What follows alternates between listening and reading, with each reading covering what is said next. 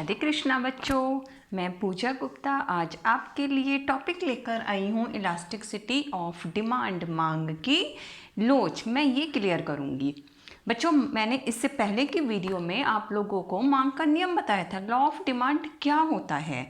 Law of demand का मतलब होता है कि कीमत के कम या ज़्यादा होने पर वस्तु की मांग मात्रा में कमी और वृद्धि हो जाती है।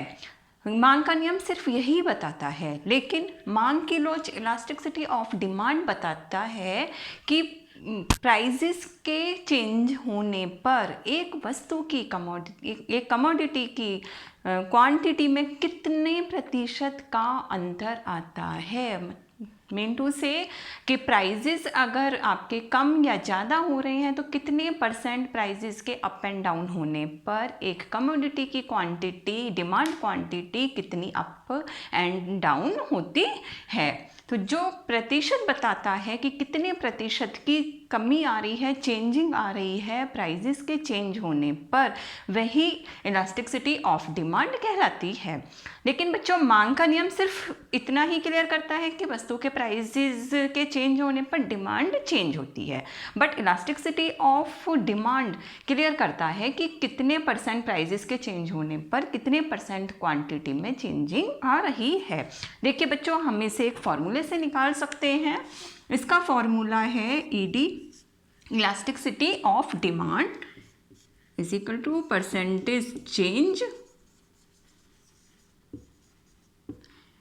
in quantity in demand of the good upon percentage change in price of the good।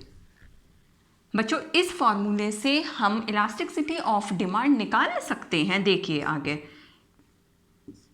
Delta Q upon Q into 100 upon delta P upon P into 100।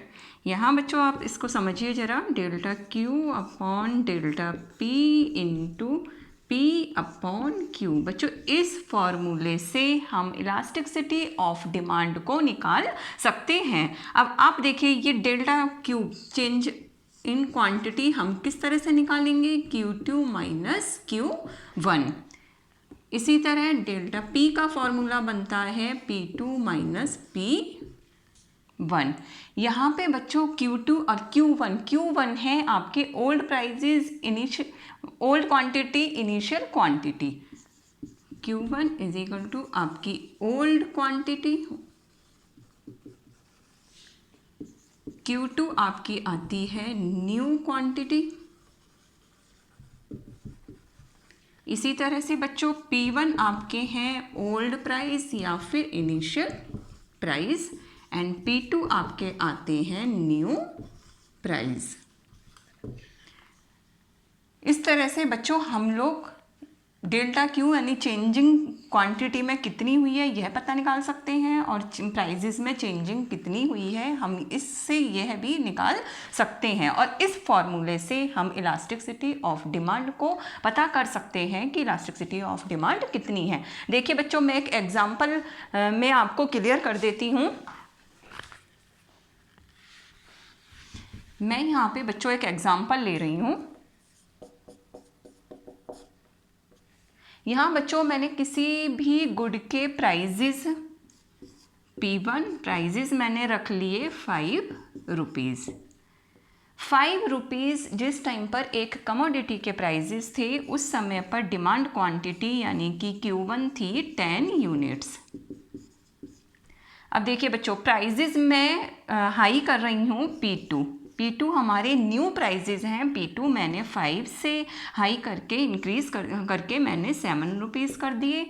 आपको बच्चों ये चीज़ मैं पहले वीडियो में क्लियर कर चुकी हूँ बहुत अच्छे से कि जैसे ही प्राइजेस हाई होते हैं, डिमांड क्वांटिटी किसी भी यूनिट की कम हो जाती है, तो जब हमारी 5 रुपीज़ पर 10 यूनिट्स की डिमांड हो रही थी, अब मैंने प्राइजेस हाई कर दिए हैं, 7 रुपीज़ कर दिए हैं, तो क्वांटिटी हमारी कम होगी। इन दोनों में इन्वर्स रिलेशन होता है, तो यूनिट्स हमारी हो जाती हैं 5।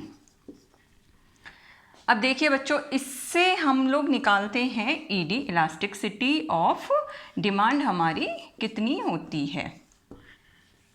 यहाँ देखिए बच्चों, फॉर्मूला आपका delta Q upon delta P into P upon Q.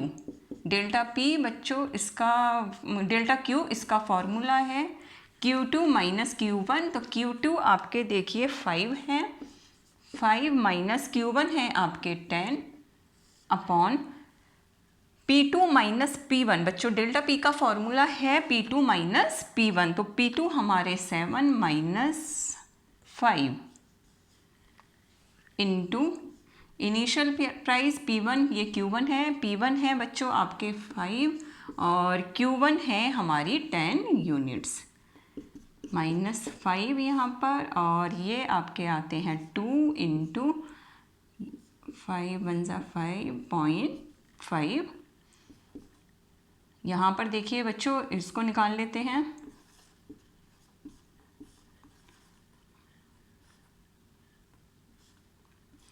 Minus के 1,